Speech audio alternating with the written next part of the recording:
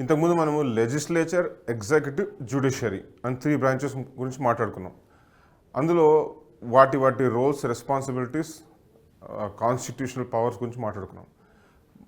కానీ checks and balances అని ఒక చాలా ఇంపార్టెంట్ పవర్ ఉంది కాన్స్టిట్యూషన్లో. ఇది ఇండియన్ కాన్స్టిట్యూషన్లో ఉంది, యుఎస్ కాన్స్టిట్యూషన్లో కూడా ఉంది. పేరులోనే ఉన్నట్టు చెక్స్ అండ్ బ్యాలెన్సెస్ అంటే ఒక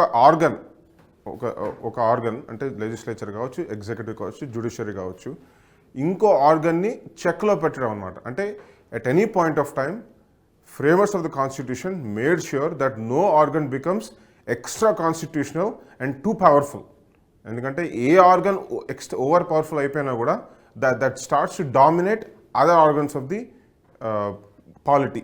కాబట్టి ఇట్లా జరగకుండా చెక్స్ అండ్ బ్యాలెన్స్ పెట్టడం జరిగింది. అంటే ఉదాహరణకి లెజిస్లేచర్ అంటే మనం ఇంతకుముందు మాట్లాడుకున్నట్టు ఎలక్టెడ్ రెప్స్ ఉంటారు. ఎగ్జిక్యూటివ్ అంటే president, vice president, cabinet. Judiciary అంటే కోర్ట్ సిస్టమ్, సుప్రీంకోర్టు కావచ్చు అండ్ అదర్ జడ్జెస్ కావచ్చు, జస్టిసెస్ కావచ్చు. ఇప్పుడు ఇందులో చెక్స్ ఎలా ఉంటాయి, బ్యాలెన్సెస్ ఎలా ఉంటాయి. ఉదాహరణకి లెజిస్లేచర్లో లెట్స్ ఒక ఎలక్షన్ జరిగింది, ఒక హైపోథెటికల్ ఎగ్జాంపుల్ తీసుకుందాం. ఎలక్షన్ జరిగింది, ఒక బ్రూట్ మెజారిటీ వచ్చింది ఒక స్పెసిఫిక్ పార్టీకి. లెట్స్ ఒక 90% సీట్స్ వచ్చాయి.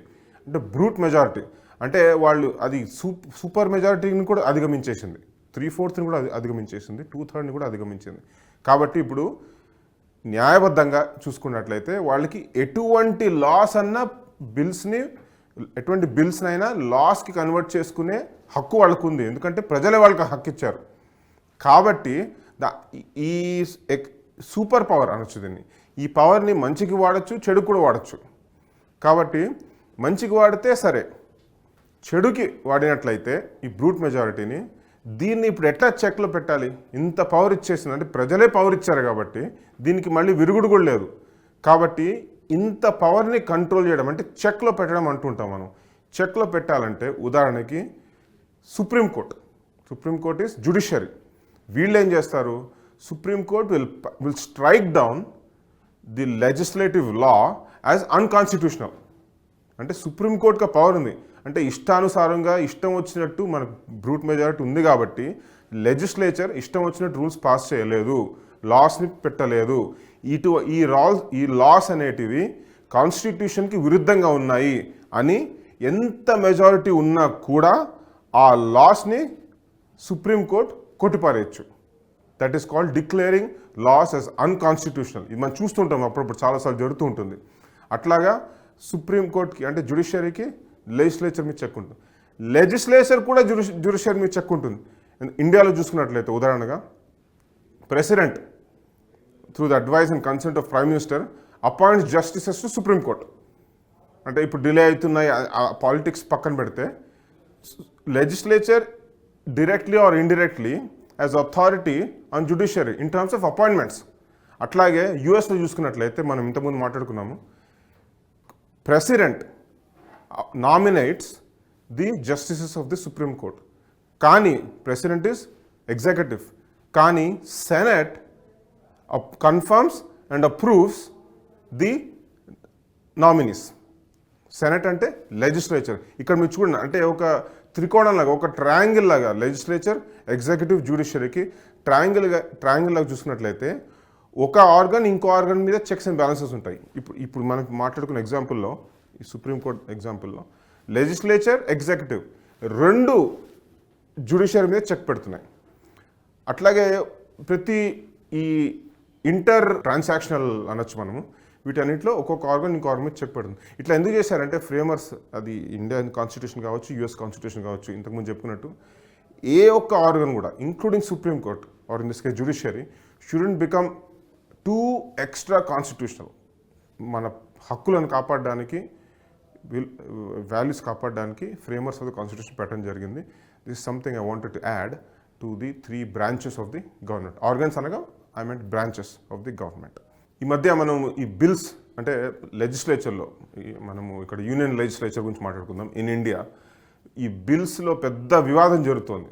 చూసుకున్నట్లయితే స్టేట్ లెవెల్లో ఉదాహరణకు చూసినట్లయితే చాలా స్టేట్లలో గవర్నర్లు బిల్లులకు ఆమోదం ఇవ్వడంలో కావాలని that is the that is what we see in the newspapers. కావాలని డిలే చేస్తున్నారు. డిలే అంటే ఇదర్ యాక్సెప్ట్ చేయట్లేదు, రిజెక్ట్ చేయట్లేదు, కావాలని వాళ్ళ దగ్గర పెట్టుకుంటున్నారు. Or they are using their authority. ఎందుకంటే గవర్నర్కి there are many ways we can handle a bill, he or she can handle a bill. ఒకనొక ప్రాసెస్ ఏంటంటే ప్రెసిడెంట్కి ఫార్వర్డ్ చేయడం బేసిక్గా. అంటే ఆ గవర్నర్ సైన్ చేయకుండా, అంటే విత్ వాట్ ఎవర్ ఇంటెన్షన్స్, అది మ్యాలిఫైడ్ ఇంటెన్షన్స్ కాదని పక్కన పెడితే, పాలిటిక్స్ని పక్కన పెడితే, కాన్స్టిట్యూషనల్లీ ఇట్స్ వ్యాలిడ్, ప్రెసిడెంట్కి పంపించవచ్చు. అంటే ఈ ఒక పందాలో మనం అమెరికాతో కంపేర్ చేసుకున్నట్లయితే అమెరికాలో దీనికి పాసిబిలిటీ లేదు. అంటే ఒక బిల్లుని తీసుకొని ఇష్టం వచ్చిన రోజులు మన దగ్గర పెట్టుకొని, అంటే ఒక గవర్నర్ డెస్క్లో పెట్టుకొని దాన్ని సైన్ చేయకుండా, ఏమీ మాట్లాడకుండా, కొన్ని స్టేట్లలో అయితే ఇండియాలో అంటే మరీ హాస్యాస్పదంగా ఉంటుంది. కొన్ని స్టేట్లలో ఎందుకు సైన్ చేయట్లేదా అంటే they don't enjoy my pleasure అంటున్నారు. అంటే కాన్స్టిట్యూషన్లో ఉన్న పదాలని లిటరల్గా మీనింగ్ తీసుకొని ఎంజాయింగ్ ద ప్లెజర్ అంటే వాళ్ళకి టీలు కాఫీలు అందించడం కాదు. That is not what it means. Enjoying the pleasure అనే ఆ ఒక్క సెంటెన్స్ని చాలా లిటరల్గా తీసేసుకుని దాన్నే ఎక్స్క్యూజ్గా స్టేట్ చేస్తూ చాలా స్టేట్లలో సైన్ చేయట్లేదు. ఏ స్టేట్లు అనేది మనం ఇప్పుడు వెళ్ళాల్సిన అవసరం లేదు. యుఎస్లో ఇప్పుడు అలా లేదు. ఉదాహరణకి ఫెడరల్ లెజిస్లేచర్ మనం చూసుకున్నట్లయితే ఒక బిల్, ఒక house, let's A house and senate, 2 chambers, Lok Sabha Rajya Sabha లాగా, ఈ 2 ఛాంబర్స్ ఒక బిల్ని మెజారిటీతో పాస్ చేసినట్లయితే నెక్స్ట్ స్టెప్ అది ప్రెసిడెంట్, అంటే క్లుప్తంగా చూసినట్లయితే హై లెవెల్, నెక్స్ట్ స్టెప్ అది ప్రెసిడెంట్ డెస్క్కి వెళ్తుంది సిగ్నేచర్కి. ప్రెసిడెంట్ వారాలు నెలలు పెట్టుకోవడానికి ఇక్కడ లేదు. యుఎస్లో 10 రోజుల్లో ప్రెసిడెంట్ సైన్ చేయాలి. చేస్తే సరి, చేయకపోతే ఒకవేళ కాంగ్రెస్ సెషన్లో ఉంటే అది ఆటోమేటిక్గా అప్రూవ్ అయిపోతుంది.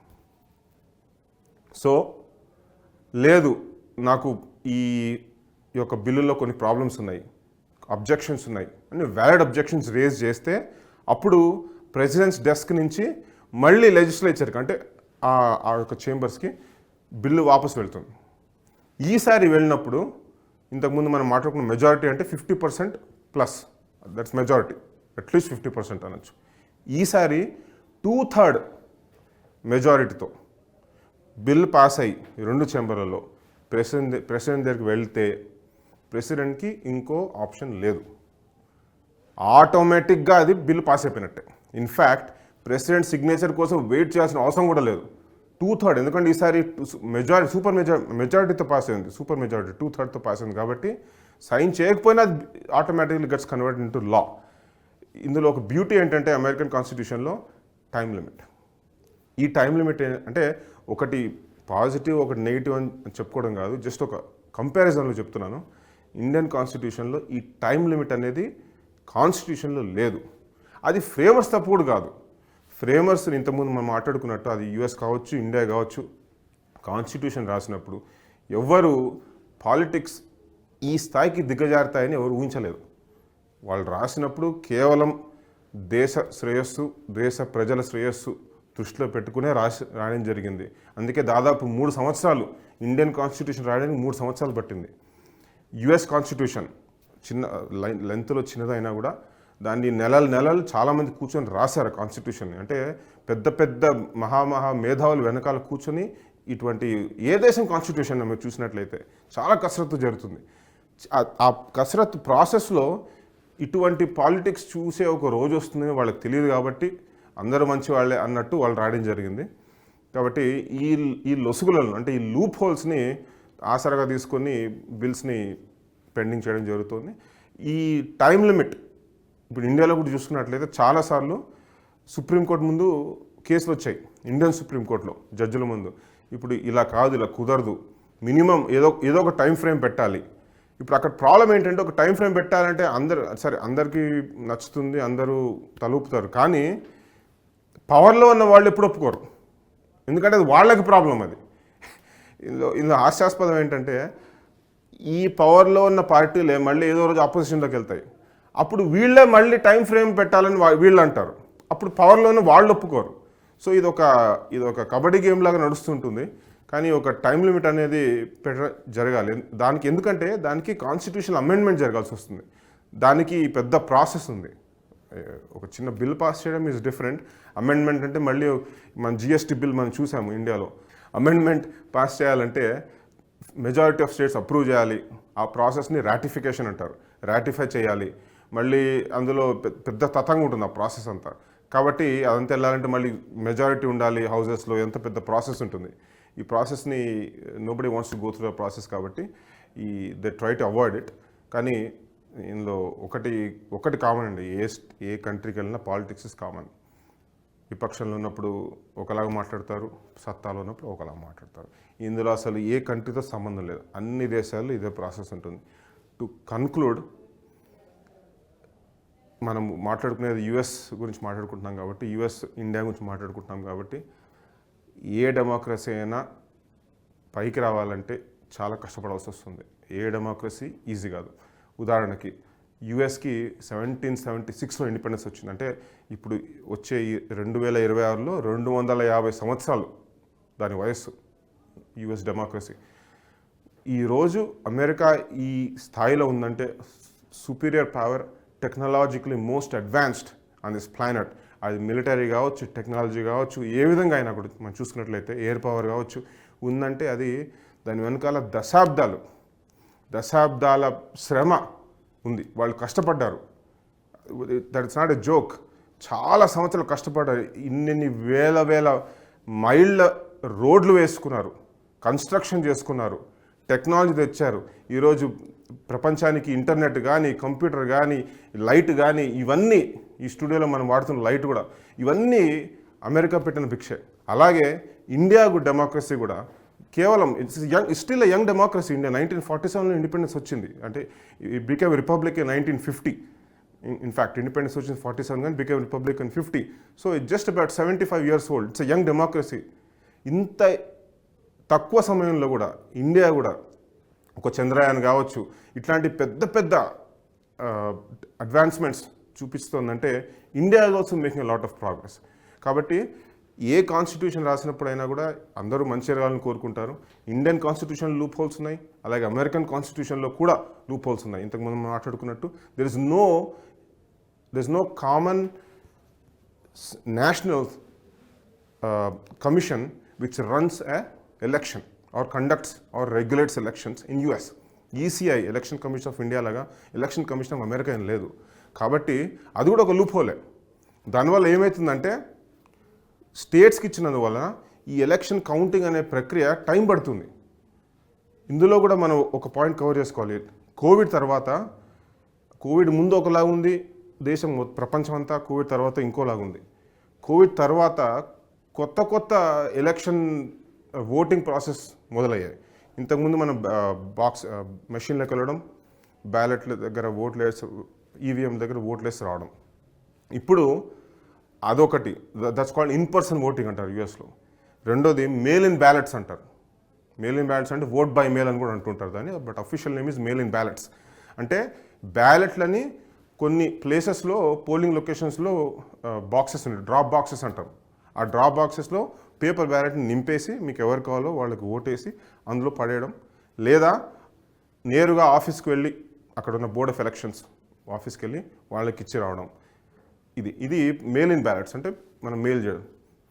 మూడవది ఒకటి ఇన్ పర్సన్, రెండు మెయిల్ ఇన్ బ్యాలెట్స్. మూడవది యాబ్సెంటీ బ్యాలెట్స్ అని కూడా ఉంటాయి. అంటే ఒకసారి మనం ఉండకపోవచ్చు, మనం ముందే రిజిస్టర్ చేసుకుంటే absentee ballots. Especially provisional ballots అంటే ఒకసారి 100% యాక్యురసీ ఉండకపోవచ్చు, అంటే దే నాట్ షూర్, సో అక్కడికి వెళ్ళి చెక్ చేసుకోవడం. మిలిటరీ వాళ్ళు ఉంటారు, దే కెనాట్ గో, ఎందుకంటే వాళ్ళు ఎక్కడో ఓవర్సీస్ డిప్లాయ్ అయి ఉంటారు. వాళ్ళ ఓటు కూడా ఇంపార్టెంట్ కాబట్టి వాళ్ళు రాలేరు. వాళ్ళు ఇన్ పర్సన్ చేయకుండా మెయిల్ ఇన్ బ్యాలెట్స్ ఇట్లా వేరే రకంగా చేస్తుంటారు. ఎస్పెషల్లీ ఇప్పుడు కోవిడ్ తర్వాత మెయిల్ ఇన్ బ్యాలెట్స్ ఎక్కువయ్యాయి. అంటే ఈ కాంటాక్ట్లెస్ ఇవంతా ప్రాసెస్ మొదలైన తర్వాత మెయిల్ ఇన్ బ్యాలెట్స్ ఎక్కువయ్యాయి. ఆ మెయిల్ ఇన్ బ్యాలెట్స్ వల్ల ఏమైందంటే, ఇప్పుడు మనం ఒకసారి ఆలోచించినట్లయితే, మెషిన్ ఓటింగ్ చేసినట్లయితే మనకి ఈ ఓట్ కౌంట్ టకటక మనకు వచ్చేస్తుంటాయి, ఎందుకంటే అవి స్కాన్ అవుతుంటే మన నెంబర్స్ వస్తుంటాయి. మెయిల్ ఇన్ బ్యాలెట్స్ అదే రోజు అన్నీ రావు. ఈ మెయిల్ ఇన్ బ్యాలెట్స్కు టైం ఉంటుంది. సో సిటిజన్స్ ఓటు వేయాలి, దాన్ని పోస్ట్ చేయాలి. ఆ పోస్ట్ మనం దాన్ని మెయిలింగ్ అంటుంటాం యూఎస్లో. మెయిల్ చేస్తే వెంటనే ఓవర్ నైట్ ఏం చేయలేదు, ఎందుకంటే సూపర్ ఇంపార్టెంట్ ఏం కాదు వాళ్ళకి. కాబట్టి 3-4 రోజులు పడుతుంది. అది ఆఫీస్కి వెళ్ళాలి, వాళ్ళు ఓపెన్ చేయాలి, ఫిజికల్గా కౌంట్ చేయాలి, టాలీ చేయాలి. ఈ ప్రాసెస్ని ట్యాబ్యులేషన్ అంటారు. ఓట్ ట్యాబ్యులేషన్ అంటే మనకు వచ్చిన ఓట్లన్నీ ముందు పెట్టుకొని లెక్కించి ఏ పార్టీకి ఎన్ని ఓట్లు వచ్చాయి, ఈ ప్రక్రియ మొత్తం ట్యాబ్యులేషన్ అంటారు.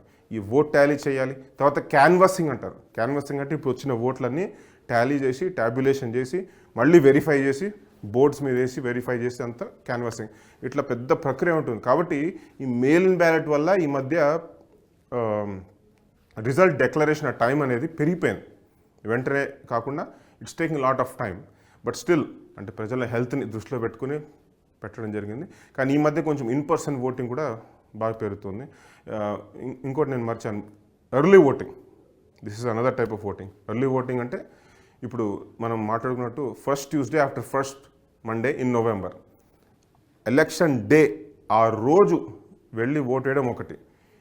ఎర్లీ ఓటింగ్ అంటే ఆ ఎలక్షన్ డే నుంచి ఒక్కొక్క స్టేట్లో మళ్ళీ ఒక్కొక్కలా ఉంటుంది పద్ధతి. ఎలక్షన్ ఓటు నుండి 7 to 10 days రఫ్లీ ముందు వరకు మనకు టైం ఫ్రేమ్ ఇస్తారు. ఆ టైం ఫ్రేమ్లో ఓటు వేయడం, దాన్ని ఎర్లీ ఓటింగ్ అంటారు. ఎర్లీ ఎందుకంటే యాక్చువల్ డే కంటే ముందే ఓటిస్తున్నాం కొన్ని రోజుల ముందు. అది కూడా అఫీషియల్గా వ్యాలిడ్. అది ఒక్కొక్క స్టేట్ బట్టి ఆ నెంబర్ ఆఫ్ డేస్ మారుతుంటాయి, కానీ దాన్ని ఎర్లీ ఓటింగ్ అంటారు. సో కాబట్టి in person voting, early voting, mail in ballots, provisional ballots, absentee ballots, ఇట్లా రకరకాలుగా యూఎస్లో ప్రాసెస్ ఉంటుంది. కాబట్టి ఇవన్నిటిని కలిపి కానీ most of the times in person voting ఆ కౌంటింగ్ స్టార్ట్ అయినప్పుడు మనకి ట్రెండ్స్ తెలిసిపోతుంటాయి. ట్రెండ్స్ బట్టి మనకి డిసిషన్ వస్తుంటుంది. కానీ కొన్ని చోట్ల చాలాసార్లు జరిగింది స్టేట్ లెవెల్ ఎలక్షన్స్లో 50 ఓట్లతో, 100 ఓట్లతో, 5 ఓట్లతో, 7 ఓట్లతో, 12 ఓట్లతో ఓడిపోవడం గెలవడం కూడా జరిగింది. కాబట్టి ఒక్కొక్కసారి చాలా హోరాహోరీగా నడుస్తుంటుంది. కానీ ప్రెసిడెన్షియల్ లెవెల్ ఎలక్షన్ అది చాలా హై లెవెల్ ఉంటుంది. కాబట్టి most of the times trends తెలిసిపోతుంటాయి. ఇంతకుముందు మనం మాట్లాడుకున్నట్టు విన్నర్ టేక్స్ ఆల్ అప్రోచ్ అయితే 48 స్టేట్స్లో విన్నర్ టేక్స్ ఆల్ అప్రోచ్ ఉంటుంది. అంటే 50% అట్లీస్ట్ వస్తే ఆ పర్సన్కి అన్ని ఓట్లు వచ్చేస్తాయి ఆ స్టేట్లో. సో ఇట్ డజంట్ మ్యాటర్ దాని తర్వాత ఎన్ని ఓట్స్ వస్తాయి అనేది. సో అది కొంచెం ఆ ప్రక్రియ ఈజీ ఉంటుంది. కానీ మున్సిపల్ లెవెల్, స్టేట్ లెవెల్లో ఇట్ గెట్స్ వెరీ కంపారిటివ్. అప్పుడు every vote makes a difference. అందుకే మన షో టైటిల్ కూడా ఎవ్రీ ఓట్ మ్యాటర్స్ అని పెట్టాం. ఎందుకంటే చాలాసార్లు ఒక్క ఓటు, 2 ఓట్లు, 3 ఓట్లు తేడాతో కూడా ఓడిపోవడం జరుగుతుంటుంది. కాబట్టి ఎవ్రీ ఓట్ మ్యాటర్స్. మీరందరూ ఏ దేశంలో ఉన్నా కూడా 2 పనులు తప్పకుండా చేయవలసిందిగా మీ బాధ్యతగా TV9 తరఫున కోరుతున్నాను. ఒకటి, సెన్సస్ వాళ్ళు వచ్చినప్పుడు వాళ్ళకి సహకరించండి. ఆ స్టాటిస్టిక్స్ దాని గురించి ఆ ప్రాముఖ్యత మనం మాట్లాడుకున్నాం. 2, ఎక్కడున్నా ఏ పార్టీ కన్నా మీరు ఓటు వేయచ్చు, కానీ ఓటు మాత్రం దయచేసి వేయండి. Like president Abraham Lincoln, he was a president from 1861 to 1865. He was the first Republican president in the United States. Mr. Abraham Lincoln said, a ballot is more powerful than a bullet. Okay? So, అంటే ballot bullet కంటే powerful. కాబట్టి ballot అంటే vote. మీకున్న bullet, మీ చేతిలో ఉన్న ఆయుధం is ballot. దయచేసి ఆలోచించి, ఎమోషన్లో క్యారీ కాకుండా ఆలోచించి, ఎవరు వస్తే దేశానికి, నాకు కాదు మన కమ్యూనిటీకి, మన రాష్ట్రానికి, మన దేశానికి, తద్వారా మన ప్రపంచానికి ఎవరైతే పనికి వస్తారో వాళ్ళు ఆ క్వాలిఫైడ్ క్యాండిడేట్కి హీ ఆర్ షీ వాళ్ళకి ఓటేయండి దయచేసి. ఇంతకుముందు మాట్లాడుకున్నట్టు కాన్స్టిట్యూషనే, రాజ్యాంగమే ఆ ఎన్నికల జరిగే ప్రక్రియని స్టేట్స్కి ఇచ్చేసింది. సో మనం అన్ని స్టేట్లు ఇలా చేయాలని మనం చెప్పలేము. ఒక్కొక్క స్టేట్లో ఆయా సిచ్యువేషన్స్ వల్ల వాళ్ళు ఎటువంటి ప్రాసెస్ ఫాలో అవుతారో మనం చెప్పచ్చు. ఎందుకంటే ఇక్కడ మనకి ఎట్లయితే ఇప్పుడు కాదు, ఒక 5-6 years బ్యాక్ కొన్ని స్టేట్ ఎలక్షన్స్లో కావచ్చు, నార్త్లో చాలామంది ఓడిపోయినప్పుడు ఈవీఎంలో ప్రాబ్లం జరిగాయి, ట్యాంపరింగ్ జరిగింది. అది ఈ మధ్య వినిపించట్లేదు. ఒకప్పుడు ట్రెండ్ ఉండేది 5-6 years బ్యాక్, ఈ మధ్య వినిపించట్లేదు. అలాగే అక్కడ కూడా వాళ్ళకు కూడా కొన్ని ప్రాబ్లమ్స్ ఉన్నాయి. VVPAT, verifiable voter trial, paper trial, audit trial అంటాం మనం, వీవీప్యాట్. సో అది అక్కడ కూడా కొంచెం ఇట్లా కొన్ని ప్రాబ్లమ్స్ ఉన్నాయి. So that's why they prefer. In fact చాలామంది republicans, this is why they don't prefer mail in ballots. Mail in బ్యాలెట్స్లో అంటే బ్యాలెట్ని మనము పోస్ట్ ద్వారా పంపించడం, అది మెయిల్ ఇన్ బ్యాలెట్. అందులో అవకతవకలు జరుగుతాయని వాళ్ళకి చాలా బలంగా విశ్వసిస్తుంటారు. అందుకు వాళ్ళు ఎప్పుడు ఇన్ పర్సన్ అంటే ఆ రోజు లైన్లో నిల్చొని ఓటు వేయడం ప్రిఫర్ చేస్తారు వాళ్ళు. దానివల్ల వాళ్ళకి కొంచెము దెబ్బ పడుతూ ఉంటుంది ఎలక్షన్ కౌంట్స్లో. ఎందుకంటే దీన్ని ఆసరాగా తీసుకొని అందరూ మనం ఇప్పుడు అందరం చెప్పలేము, జనరలైజ్ చేయలేము. కొంతమంది democratic candidates they take advantage of it and they use it for the strategic decisions. ఇట్లా అక్కడ కూడా నడుస్తూ ఉంటుంది. కాబట్టి క్లుప్తంగా చెప్పాలంటే ఒక్కొక్క స్టేట్ ఒక్కొక్క ప్రాసెస్ ఉంటుంది. సో అది వాళ్ళ సిచ్యువేషన్స్ బట్టి, డెమోగ్రాఫిక్స్ బట్టి నిర్ణయం తీసుకోవడం జరుగుతుంది. యుఎస్లో ప్రిడామినెంట్లీ 2-party సిస్టమ్ ఉంది. కానీ 2-party సిస్టమే లేదు, వేరే పార్టీలు కూడా ఉన్నాయి. ఇంతకుముందు మనం చెప్పుకున్నట్టు libertarian party, green party, southern democratic party, constitution union party, working families party, reform party, right. ఇట్లా చాలా పార్టీస్ ఉన్నాయి. నేను చెప్పే నేషనల్, మన స్టేట్ లెవెల్లో వేరు ఉన్నాయి. సో ఈ పార్టీలో వచ్చిన వాళ్ళు చాలా ఇన్ఫ్లుయెన్స్ కూడా చూపించారు. మనం మాట్లాడుకుంటాం 1992లో రాస్ పెరో అనే వ్యక్తి 19% తెచ్చుకోవడం, 1996లో వాళ్ళు 9% తెచ్చుకోవడం. డెమోక్రాట్ రిపబ్లికన్స్కి మెయిన్ డిఫరెన్స్ ఏంటంటే అల్టిమేట్లీ అందరూ దేశం కోసం పనిచేస్తారు, దేశం మంచి చేయాలని చేస్తారు, ఎవరు దేశం పాడైపోవాలని చేయరు. కాబట్టి ముఖ్యంగా అంటే ఒక పర్సెప్షన్ ఇది. పర్సెప్షన్ ఏంటంటే పర్సెప్షన్ పరంగా Republican is ultra Nationalist party, అది ఒక పర్సెప్షన్. డెమోక్రాట్ పార్టీ కొంచెము ఇమిగ్రెంట్ లీనింగ్ పార్టీ అన్నట్టు అదొక పర్సెప్షన్.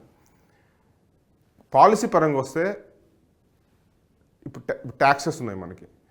ఏ పార్టీ కావాలని ట్యాక్సెస్ పెంచారు? ఎందుకంటే ఎవరైనా ట్యాక్సెస్ ఎక్కువ కట్టాలని ఎవరు కోరుకోరు. నేను కూడా ట్యాక్సెస్ ఎక్కువ కట్టాలని కోరుకోను కదా, ఎవరు కోరుకోరు. కాకపోతే Republicans they are bent on lowering taxes.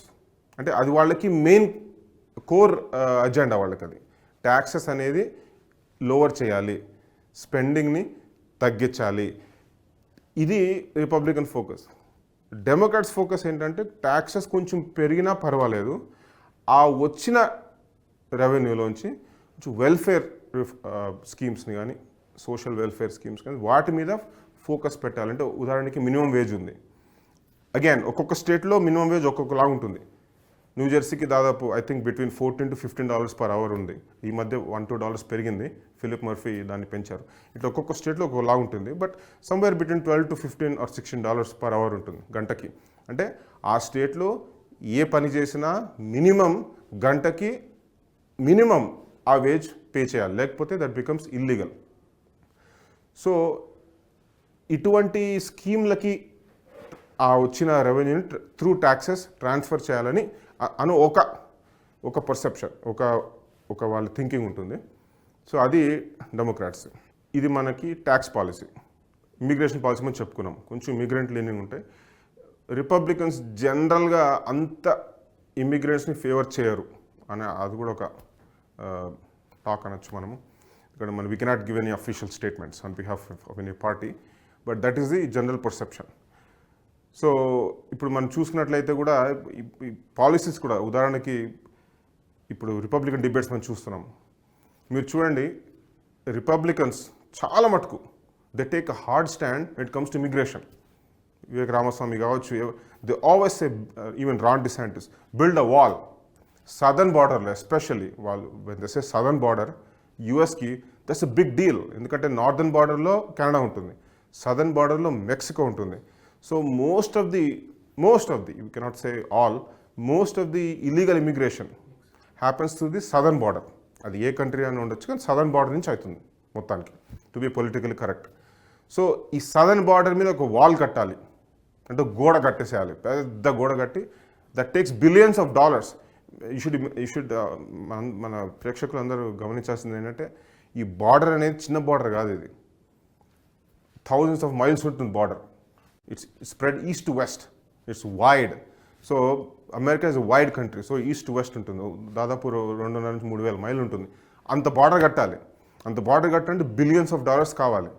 ఇప్పుడు so that's a poll plank for them. వాళ్ళకి ఇప్పుడు ఎలక్షన్లు చాలామంది ఉచిత విద్య, ఉచిత విద్యుత్తు, ఉచిత ఎలక్ట్రిసిటీ, ఫ్రీ బస్ పాస్, ఇవన్నీ అలాగే చెప్తుంటారు, ఫ్రీ బీస్. అలాగే యూఎస్లో కూడా ఉంటుంది, కాకపోతే ఆ స్టైల్ వేరు ఉంటుంది. వాల్ కడతాము, వాళ్ళని రానివ్వం లోపలికి, మా జాబ్స్ మేము కాపాడుకోవాలి, వేరే వాళ్ళు రానిస్తే మా జాబులు అంటే అమెరికన్ జాబులు ఏమవుతాయి, అందుకే బయట వాళ్ళు రానివ్వము. సో ఇట్లాంటి కొన్ని ఎక్స్ట్రీమ్ స్టేట్మెంట్స్ ఉంటాయి. They're all political statements. Ultimately end of the day ఒక బిల్లు పాస్ కావాలంటే most of the times both parties have to work together. So అది that becomes political at this point. But yeah, so these are some differences. Republicans nationalistic అని చెప్పలేము, లేకపోతే మళ్ళీ Democrats మాకు దేశభక్తి లేదా అంటారు. సో అలా చెప్పడానికి మనకు లేదు. కాకపోతే Republicans are through their statements కొంచెం అల్ట్రా నేషనలిస్ట్గా ఉంటారు. అంటే they are more in favour of local American jobs కావచ్చు. వాళ్ళు అమెరికా ఫస్ట్, అగైన్ వీళ్ళు కూడా మాకు అమెరికా ఫస్టే అంటారు. కానీ పాలసీ పరంగా అట్లీస్ట్ ఫ్రమ్ డిబేట్ పర్స్పెక్టివ్ ఆ పాలసీస్ చూసుకున్నట్లయితే ఇంప్లిమెంటేషన్ పర్స్పెక్టివ్ కొంచెం అల్ట్రా నేషనలిజం ఉంటుంది. But Democrats are more towards welfare. Again ఇందులో కూడా అందుకే చెప్తున్నా, లైన్స్ ఆర్ బ్లర్డ్. అంటే ఇంత డిస్టింక్ట్గా చెప్పలేము. ఉదాహరణకి ఇప్పుడు మెడికేడ్ ఉంది, రైట్? అంటే అందులో సోషల్ సెక్యూరిటీ బెనిఫిట్స్ ఉంటాయి. అంటే వృద్ధులకు ఒక ఏజ్ పై 65, 75 అట్లా ఒక ఏజ్ పై దాటితే వాళ్ళకి కొంచెము ఫైనాన్షియల్ హెల్ప్ చేయడం జరుగుతుంది త్రూ ద గవర్నమెంట్. దాన్ని మీరు వెల్ఫేర్ అనొచ్చు, ఒక విధంగా అది వెల్ఫేరే. కానీ దానికి రెండు పార్టీలలో ఎవరు అబ్జెక్షన్ చెప్పరు. ఇన్ఫ్యాక్ట్ ది ఓల్డర్ పాపులేషన్, అంటే మేబీ 65, ఓల్డ్ అనకూడదు, బట్ 65 ఆర్ ఓవర్, ఆ population they are slightly republican leaning చాలా స్టేట్లలో. Again we cannot generalize it. So కాబట్టి ఇప్పుడు మీరు అనొచ్చు ఇది వెల్ఫేర్ స్కీమ్ కదా, అలా అయితే మరి డెమోక్రాట్స్ అలా లేదు. ఇది సమ్టైమ్స్ లైన్స్ ఆర్ బ్లర్డ్.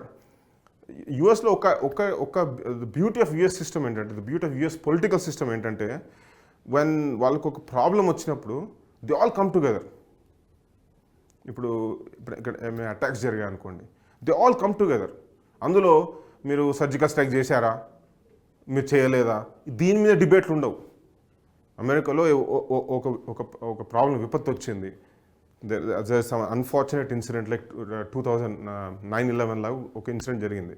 దాని మీద అప్పుడు అందరూ ఒక ఏకతాటిపైకి వచ్చి ఎస్ మన శత్రువుని మనం నిర్మూలించాలి, వాళ్ళని డిమాలిష్ చేయాలి అనేది ఒకటి వాళ్ళకి చాలా బలంగా ఉంటుంది. సో అక్కడ పేట్రియాటిజం వాళ్ళకి స్ట్రాంగ్ ఉంటుంది. అందులో there's no two ways about it. So that's the beauty of the American political system. కానీ అన్ఫార్చునేట్లీ కొన్ని కంట్రీస్లో దాన్ని కూడా పొలిటిసైజ్ చేస్తుంటారు. యూఎస్లో జనరల్గా చేరి ఇప్పుడు మొన్న రీసెంట్గా మీరు చూసినట్లయితే ఇజ్రాయెల్ హమాస్ జరిగింది వార్.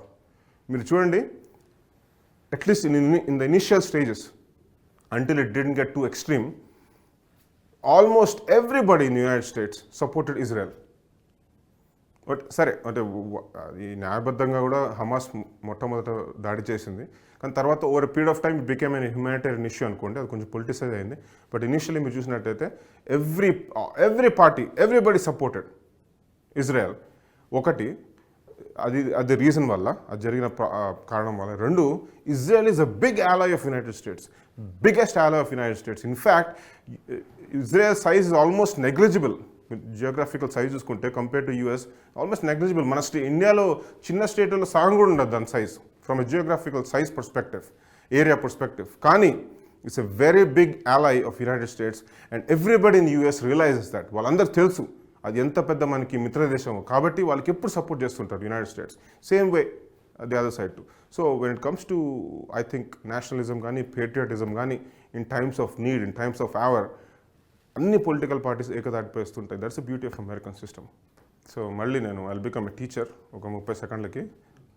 మిమ్మల్ని ఈసారి 200 సంవత్సరాలు వెనక తీసుకెళ్ళను, కేవలం ఒక 100 సంవత్సరాలు తీసుకెళ్తాను.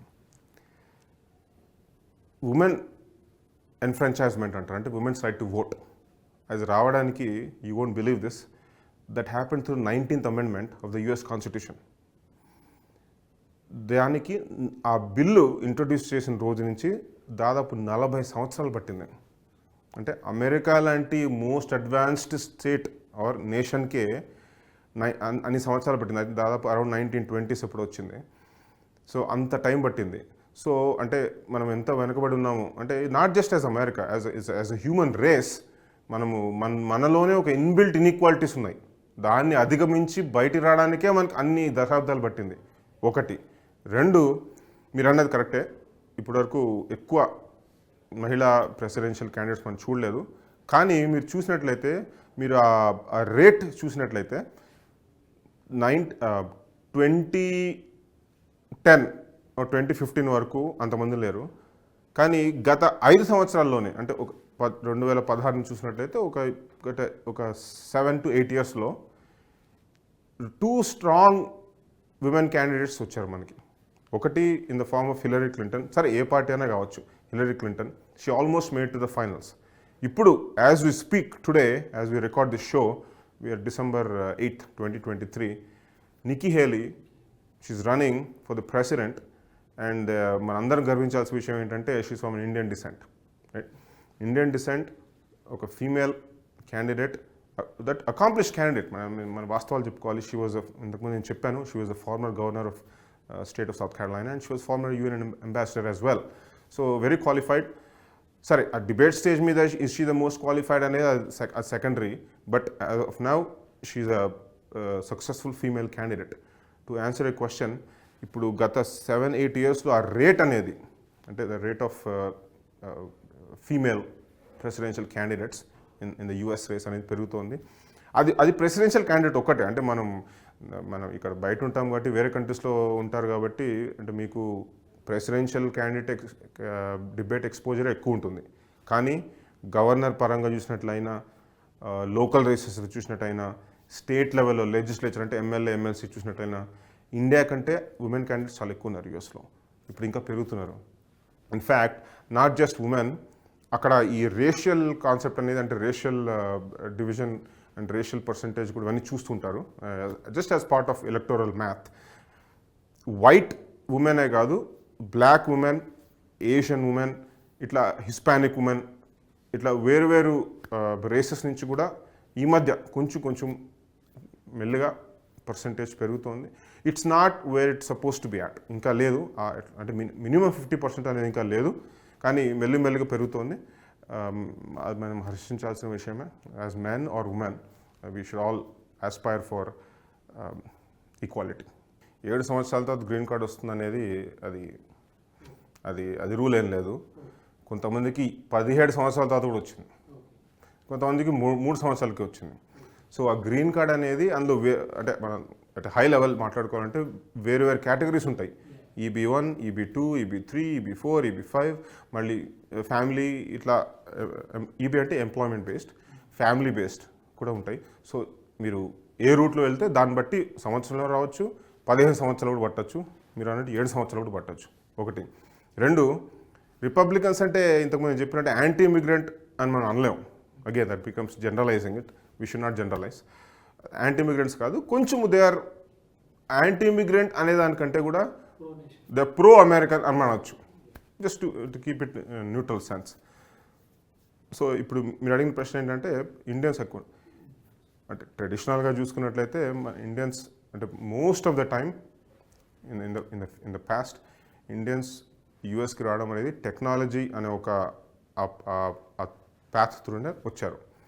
టెక్నాలజీ అంటే ఆబ్వియస్లీ ఎక్కడైతే టెక్నాలజికల్ సెంటర్స్ ఉంటాయో అక్కడికే వెళ్ళారు ఇండియన్. అంటే ఇనిషియల్లీ అంటే సిలికాన్ వ్యాలీ కావచ్చు, కాలిఫోర్నియాలో, అట్లాగే New York city is a big hub, అంటే బిగ్ అర్బన్ సెంటర్స్ మనం చూసినట్టయితే. మిషిగన్, మిడ్ వెస్ట్లో డిట్రాయిట్, మిషిగన్, షికాగో, ఇలినాయ్, ఇప్పుడు ఈ మధ్య ఫ్లోరిడాలో కూడా బాగున్నారు.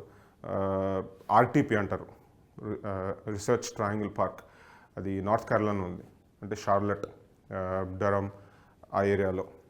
సో ఇట్లా వాషింగ్టన్ DC, మళ్ళీ మేరీల్యాండ్లో ఇట్లా ఇనీషియల్గా స్టార్ట్ అయినా కూడా, సియాటిల్ ఆఫ్ కోర్స్, వాషింగ్టన్ అక్కడ మైక్రోసాఫ్ట్ ఉంది, కాలిఫోర్నియాలో గూగుల్ ఉంది, ఫేస్బుక్. సో కానీ ఇప్పుడు స్ప్రెడ్ అయింది. ఇప్పుడు టెక్నాలజీ పరంగానే కాదు, ఇప్పుడు నేను చూసుకున్నట్లయితే ఇప్పుడు నేను టెక్నాలజీ తక్కువ, మీడియాలో ఎక్కువ ఉన్నాను. So despite be having an Indian background. So ఇట్లా వేరు బ్యాక్గ్రౌండ్లలో స్ప్రెడ్, అంటే డాక్టర్స్ ఇట్లా వేరు బ్యాక్గ్రౌండ్లలో స్ప్రెడ్ అవ్వడం మొదలై, ఇప్పుడు కేవలం పెద్ద పట్టణాలే కాకుండా రూరల్ ఏరియాస్లో కూడా స్ప్రెడ్ అవ్వడం, అంటే మన పాపులేషన్ స్ప్రెడ్ అవ్వడం స్టార్ట్ అయింది. Especially Indian population. మీరు ఏషియన్ పాపులేషన్ అంటే మళ్ళీ చైనీస్ కూడా వస్తారు. చైనీస్, కొరియన్, జాపనీస్, వీళ్ళు కూడా mostly east coast and west కోస్ట్లో ఎక్కువ ఉంటారు. అంటే న్యూయార్క్ ఈస్ట్, వెస్ట్ కాలిఫోర్నియాలో ప్రిడామినెంట్ ఏషియన్ పాపులేషన్ ఉంటుంది. మీరు చూసినట్లయితే కాలిఫోర్నియా అది పసిఫిక్ సైడ్ ఉంటుంది కాబట్టి ఇట్స్ క్లోజర్ టు జియోగ్రాఫికలీ మన ఈస్ట్ ఏషియా, అంటే జపాన్ ఆ ఏరియాస్, చైనా ఇవన్నీ. సో అట్లా దే సెటిల్ దేర్. అంటే వెస్ట్ కోస్ట్ కూడా యూఎస్కి జపాన్ కూడా మనకు పెద్ద హిస్టరీ ఉంది. దానికి we can do another episode on that. దానికి పెద్ద హిస్టరీ ఉంది. After the second world war తర్వాత మళ్ళీ ఆ బాంబింగ్స్ అన్నీ అయిన తర్వాత US made sure Japan does not retaliate. So US had a lot of say in Japanese constitution. వాళ్ళ కాన్స్టిట్యూషన్ రాస్తున్నప్పుడు US had a lot of say. అట్లాగే సౌత్ కొరియాలో డిఫెన్స్ ఫోర్సెస్, ఇట్లా US has a lot of history in Asia, east Asia. So దానివల్ల కూడా Philippines in fact Philippines very big immigrant population US. ఇట్లా and Hispanic, ఇంతకు మనం మాట్లాడుకున్నాం మెక్సికో నుంచి వస్తున్నారు. హిస్పానిక్ అంటే not necessary Mexico, but Latin American population కూడా చాలా ఎక్కువ ఉంటుంది. సో ఇట్లా వేరే ప్రాంతాల నుంచి వస్తారు. ఇండియన్స్ మనం చెప్పుకున్నట్టు వెస్టర్న్ ఈస్ట్ కోస్ట్లో ఉన్నారు ఎక్కువ, స్ప్రెడ్డింగ్ ఎవ్రీవేర్. వాళ్ళ ఇంపాక్ట్ ఎలా ఉంటుందంటే జనరల్గా, అగైన్ దిస్ ఈస్ చేంజింగ్. జనరల్గా ట్రెడిషనల్లీ ఇండియన్స్ కావచ్చు, ఎనీ ఇమిగ్రెంట్ పాపులేషన్ కావచ్చు, they have been pro Democrats జనరల్గా. ఇప్పుడు అలా లేదు. ఇప్పుడు స్లైట్లీ ఇట్స్ షిఫ్టింగ్. మీరు చూసినట్లయితే Donald Trump has a lot of Indian supporters. Donald Trump is supposedly a very right wing politician, supposedly.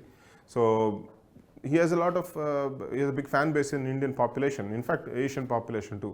అంటే మీకు ఆ ఎగ్జాంపుల్ ఎందుకు ఇస్తున్నా అంటే lot of immigrant population nowadays, Cuban population, in fact Cuban is also immigrant population. This is a very powerful immigrant community.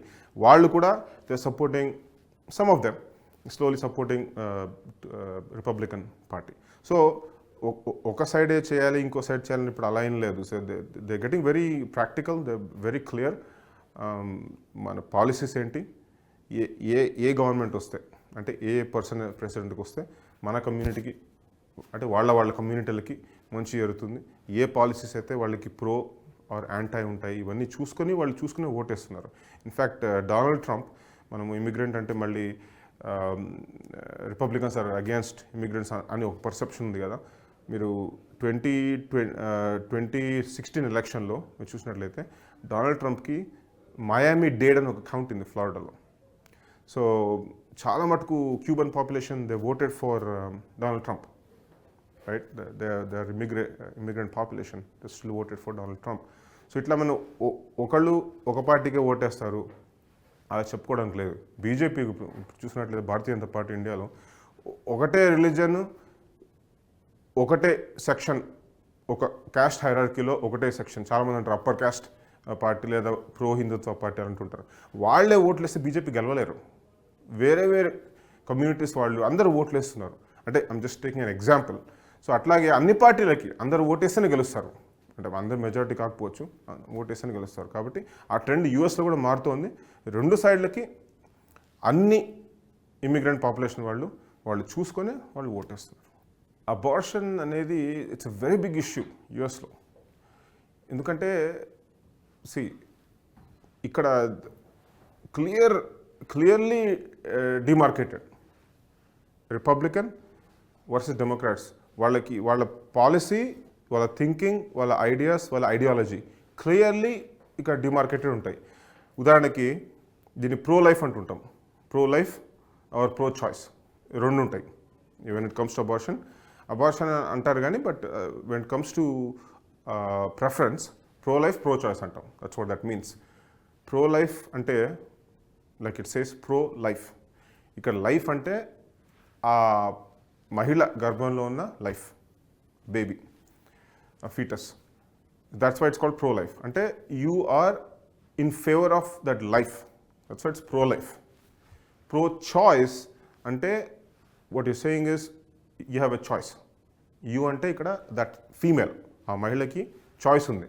అంటే ఏంటి choice, ఏంటి ఆ చాయిస్ అంటే either she can go for, again this are all absolute statements. దయచేసి చాలా క్లుప్తంగా high లెవెల్లో చెప్తున్నాను, we cannot get in to the details. Pro choice అంటే that lady has a choice. Either abortion చేసుకొని she can get the foetus, అదొకటి. లేదు she wants to continue, right? It's up to the lady. That's why it's called pro choice. Pro life అంటే no, you must continue, అంటే absolute statement, అంటే ఎక్స్ట్రీమ్గా చెప్తున్నాను నేను. Pro life అంటే you must continue and deliver the baby. You have no right to kill the baby. ఇందులో అంటే you have no right to have an abortion. ఇందులో కూడా ఇప్పుడు ఏమైందంటే ఇప్పుడు నేను చెప్పినట్టు 2 ఎక్స్ట్రీమ్ స్టేట్మెంట్స్ అయిపోయేసరికి జనాల్లో ప్రాబ్లం అయిపోతుంది. సో ఇందులో కూడా వేరియేషన్స్ వస్తున్నాయి. ఇప్పుడు కంప్లీట్గా ఎవరు 100% అబార్షన్ చేసుకోవాలి లేదా 100% చేయొద్దు. 100% చేయొద్దు అంటే అంటిల్ టువర్డ్స్ ది డెలివరీ వరకు. ఇందులో కూడా the lines are blurred. Republicans what you're saying is, సరే 100% కాదు, బట్ ఒక స్టేజ్ తర్వాత జనరల్లీ, అంటే again we need to get a doctor for this, but generally 20 weeks తర్వాత, 20 వీక్స్. అక్కడ యూఎస్లో pregnancy of a woman is measured in terms of weeks. అంటే జనరల్గా మనం మంత్స్ అంటుంటాము, అక్కడ వీక్స్, అంటే 40 వీక్ రఫ్లీ ఒక 40 వీక్ జెస్టేషన్ పీరియడ్ ఉంటుంది. 20 వీక్స్ తర్వాత, ఆ 20 వీక్స్ వరకు అబార్షన్ ఈజ్ సేఫ్. 20 వీక్స్ తర్వాత ఇట్స్ నాట్ సేఫ్. అగైన్ ఇదేమి ప్రూవెన్ ఫ్యాక్ట్ కాదు, generally accepted stance across several states in the United States. So 20 weeks వరకు అబార్షన్ చేసుకోవచ్చు. 20 వీక్స్ తర్వాత లోపల లైఫ్ డెవలప్ అయిపోతుంది. It amounts to killing a person. It's not a fetus or not a baby anymore. It's a fully developed life. కాబట్టి దాని తర్వాత abortion చేస్తే it's equivalent to killing a person అన్నట్టు అదొక పర్సెప్షన్. సో అలాగా again we have to validate all this. We're not doctors, but మనం పొలిటికల్గా మాట్లాడుకుంటే ఇట్లా ఈ మధ్య రిపబ్లికన్స్ ఆర్ స్లోలీ కొంచెం అడ్జస్ట్మెంట్ చేసుకుంటూ వెళ్తున్నారు. అంటే 100% లేదు అసలు అబార్షనే చేయొద్దు అన్న స్టేజ్ నుంచి 20 వీక్స్ ఇస్ సమ్వాట్ అక్సెప్టబుల్ అన్న స్టేజ్కి వచ్చింది. అంటే ఇది again like I said, it's very debatable. We're not experts, nobody is expert here. We have to bring a doctor for that. But from a political perspective, that's how this whole debate comes into play. Democrats కూడా లేదు మొత్తం until the last day అప్పటి వరకు మేము abortion చేయొచ్చు అని అదే ఒక ఎక్స్ట్రీమ్ స్టేట్మెంట్. అక్కడి నుంచి మళ్ళీ లేదు మేబీ కపుల్ ఆఫ్ వీక్స్ వరకు, but definitely not 20 weeks. Much beyond 20 weeks. 20 weeks is two లో అ టైమ్. మదర్కి she goes to lot of mental ప్రాసెస్లో వెళ్తుంది, అంటే ఒక మెంటల్ ఎగ్జాషన్ ఉంటుంది మదర్కి. So it's a very heavy period. So mother needs more time, more than 20 weeks to make a good decision for her life. So అలాగా అది Democrat stand. So that's why ఇందులో కొంచెము చాలా డిబేట్స్ జరుగుతుంటాయి. ఇప్పుడు మీరు ఎక్కడైనా చూడండి, ఎస్పెషలీ మీరు between Republican and Democrat debate వచ్చినప్పుడు ఈ అబార్షన్ అనేది ఆల్మోస్ట్ 100% సర్టన్ క్వశ్చన్ పేపర్లో మన ఎగ్జామ్ రాస్తున్నప్పుడు వస్తుంటాయి కదా ఇంపార్టెంట్ క్వశ్చన్స్. ఇది definitely abortion is because very important. It's not just about the female. మీరు కొంచెం హ్యూమానిటేరియన్ యాంగిల్లో ఆలోచించినట్లయితే ఇట్స్ నాట్ జస్ట్ అబౌట్ ఒక female is giving birth to a person. అలా కాదు, ఒక లైఫ్కి బర్త్ ఇచ్చిన తర్వాత that female or that family is responsible to take care of that life for the rest of the life's life. So it's a big responsibility. So anta fast ga anta emotional decision తీసుకోలేం. So it's a very important decision. ఇందులో ఇక్కడ political angle ఎక్కడ వస్తుందంటే different states have different rules. ఇక్కడ చాలా political అయిపోతుంది ఇది. కొన్ని స్టేట్స్లో కంప్లీట్లీ అబార్షన్ ఇస్ బ్యాన్. కొన్ని స్టేట్స్లో ఎప్పుడైనా అబార్షన్ చేసుకోవచ్చు at any stage in the process. కొన్ని స్టేట్స్లో ఒక స్పెసిఫిక్. ఇండియాలో కూడా దానికి పెద్ద రూల్స్ ఉన్నాయి. ఇన్ఫ్యాక్ట్ ఇండియాలో కూడా it's a big issue. Supreme court recently కూడా చాలా జడ్జ్మెంట్స్ పాస్ చేసింది. సో అలాగా ఒక్కొక్క స్టేట్లో ఒక్కొక్కలా ఉంటుంది. So it's very big. Roe v Wade అని ఒక సుప్రీంకోర్టు జడ్జ్మెంట్ ఉంది. దట్ వాస్ ఓవర్ టర్న్డ్ రీసెంట్గా బట్ డాబ్స్, అది న్యూ సుప్రీంకోర్టు జడ్జ్మెంట్. ఆ డాబ్స్ కేసు అనేది it overruled Roe v. Wade. So that became a big political flashpoint. So ఇట్లాగా వేరు స్ట్రాటజీస్, వేరు స్టాండ్స్ ఉంటాయి ఒక్కొక్క పొలిటికల్ పార్టీకి.